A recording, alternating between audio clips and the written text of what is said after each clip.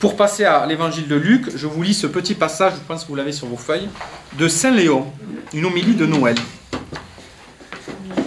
La majesté du Fils de Dieu n'avait pas dédaigné l'état d'enfance. Mais l'enfant a grandi avec l'âge, jusqu'à la stature de l'homme parfait.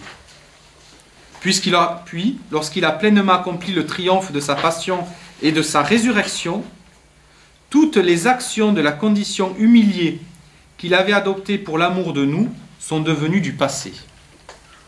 Pourtant, la fête d'aujourd'hui renouvelle pour nous les premiers instants de Jésus, né de la Vierge Marie. Et lorsque nous adorons la naissance de notre Sauveur, il se trouve que nous célébrons notre propre origine. Nous célébrons la naissance du Sauveur. Je crois que c'est important de se... Et Isaïe le dit clairement, hein, quand il joue sur la tension en lui donnant le poids du roi, le roi c'est celui qui sauve son peuple, qui le protège.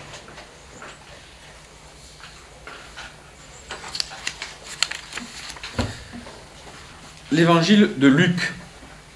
Donc il est bien connu, je vais le commenter tout en le lisant si vous voulez bien, pour avancer assez rapidement. Jusque-là, ça va ? En ces jours-là parut un édit de l'empereur Auguste, ordonnant de recenser toute la terre. Ce premier recensement eut lieu lorsque Quirinus était gouverneur de Syrie, et chacun allait se faire inscrire dans sa ville d'origine. Donc on nous rappelle que Jésus est issu d'une famille nazaréenne, mais il faut qu'il naisse à Bethléem. Donc Luc va expliquer à travers ce recensement, qui ne tombe pas bien sur le plan historique, mais peu importe, mais qui va nous permettre quelque chose de génial dans l'écriture de Luc. C'est de mettre face à Jésus l'empereur, c'est-à-dire le pouvoir temporel. C'est-à-dire celui qui représente le salut dans l'esprit de l'homme. Hein, il faut essayer de se plonger dans cette époque. Hein. Et le pouvoir de l'occupant. Voilà. Selon Michée, et selon donc les Écritures, il fallait que cet enfant naisse à Bethléem. Hein. Toi, Bethléem, Ephrata, le plus petit des clans de Juda, c'est de toi que je ferai sortir celui qui doit gouverner Israël. On a déjà la pédagogie de Dieu du plus petit des clans, de là où on n'attend rien. On retrouve cette pédagogie de Dieu partout dans la Bible. Jésus est... Alors non, ça je passe aussi. Je continue. Joseph, lui aussi, quitta la ville de Nazareth en Galilée pour monter en Judée, à la ville de David, appelée Bethléem, car il était de la maison et de la descendance de David. Il venait se faire inscrire avec Marie, son épouse, qui était enceinte. Or, pendant qu'ils étaient là, arrivèrent les jours où elle devait enfanter.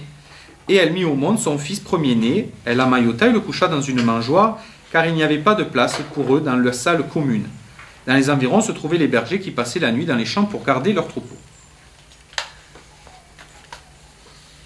Évidemment, le lien de la descendance de David est essentiel dans notre lecture continue de la Bible. Liturgiquement, ça a beaucoup moins d'importance pour nous. Ce qui est intéressant, me semble-t-il,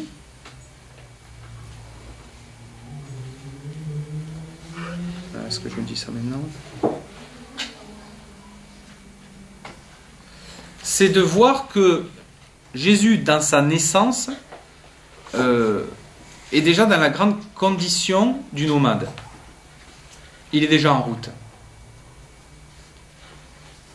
Dès le départ, il n'a pas de lieu. Il n'a pas de lieu parce qu'il n'y a pas de place dans la salle commune, mais il n'a pas de lieu parce qu'il n'est même pas chez lui. Et le fait de quitter son chez-soi, c'est quand même un thème assez essentiel dans la Bible. Ça veut dire qu'on a reçu l'appel de Dieu, qu'on va répondre à cet appel. Et on ne sait pas où il va nous mener cet appel, mais on répond à cet appel.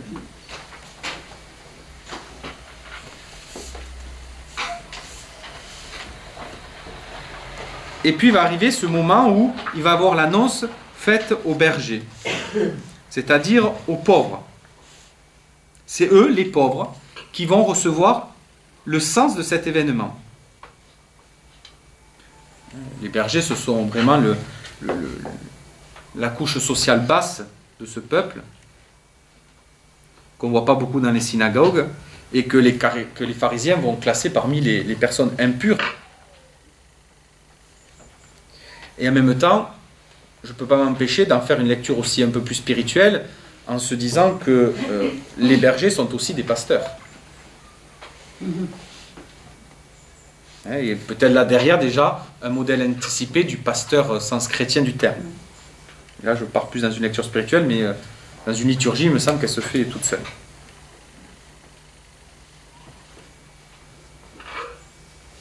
L'ange du Seigneur s'approcha et la gloire du Seigneur les enveloppa de sa lumière. Ils furent saisis d'une grande crainte. Mais l'ange leur dit, ne craignez pas, car voici, je viens vous annoncer une bonne nouvelle, une grande joie pour tout le peuple. Aujourd'hui vous est né un sauveur dans la ville de David, il est le Messie, le Seigneur.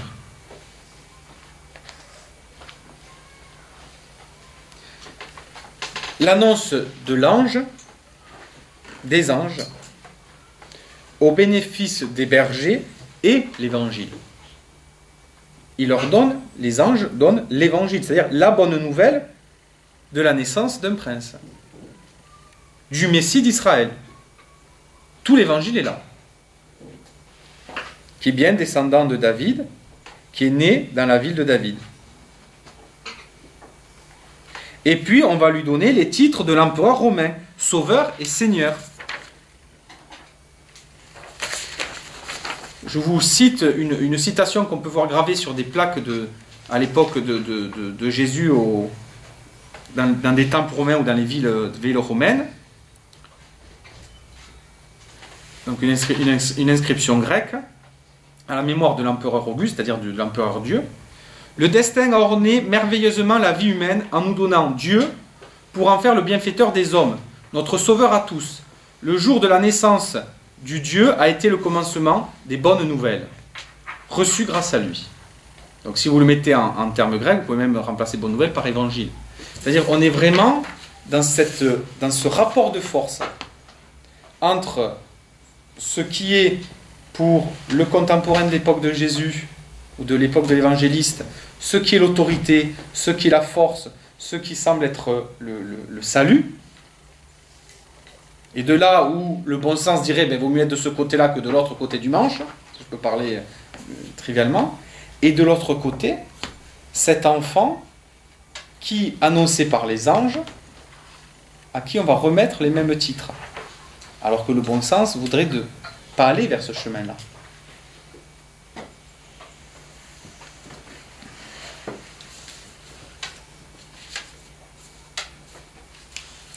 Et en même temps, on le reçoit nous dans la foi, et c'est aussi les titres qui annoncent la foi, la résurrection de Jésus.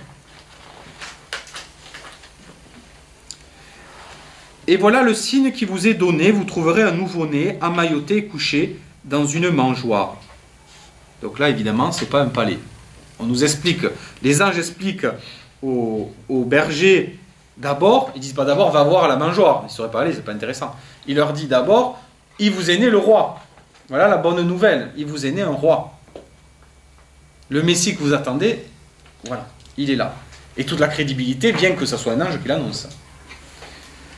Et vient ensuite ce statut un peu étonnant de ce roi. C'est un nouveau-né, il est emmailloté, il est couché et il est dans une mangeoire. Donc il apparaît du côté de chez les petits, du côté de la faiblesse. Et soudain, il y eut avec l'ange une troupe céleste innombrable qui louait Dieu en disant « Gloire au plus haut des cieux et paix sur la terre aux hommes qui l'aiment. »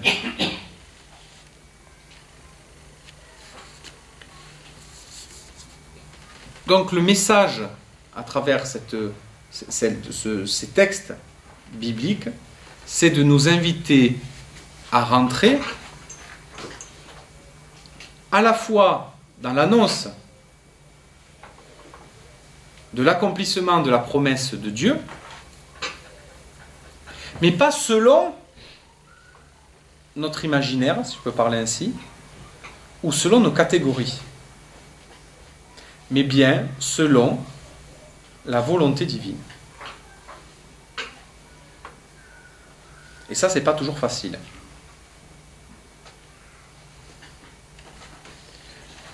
ce Dieu tout autre devient le Dieu tout proche. Il devient tellement proche qu'il est proche des petits, qu'il est proche des faibles, qu'il est proche de nos faiblesses, de nos petitesses. Et le début de l'évangile de Luc peut nous étonner de voir le chemin de sainteté que va entreprendre Dieu pour nous rejoindre. Il prend ce chemin-là.